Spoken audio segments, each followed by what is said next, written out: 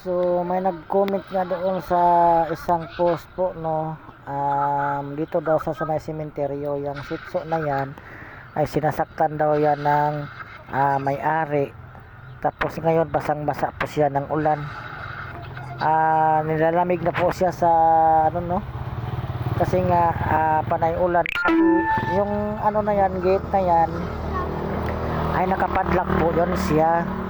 Ngayon gusto namin siyang kunin, kaso yung may-ari wala dito, kaya pinahanap pa namin yung may-ari para makuha po yung sitso. Isa po yung siyang sitso na sinasaktan parati ng may-ari. Kaya ngayon naman ay basang-basa talaga sa ulan, kaya nilalamig na sa ulan.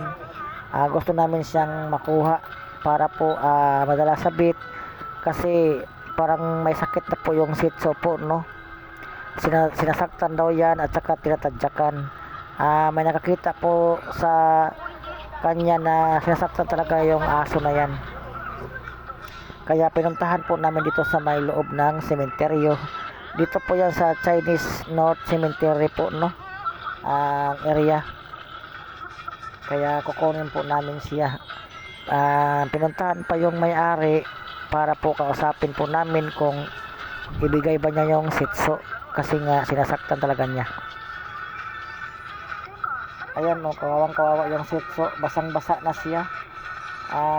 Sobrang dumi na, walang gupit, tapos badongis. Sobrang dongis at saka basang-basa na kasi sa ulan, kasi ang ulan kasi dyan pumapasok sa loob. Kaya hindi po siya doon makapunta doon sa unahan, kasi nga nakatali siya. Nakatali kasi siya dyan, kaya hindi siya makapunta doon sa unahan. Sana po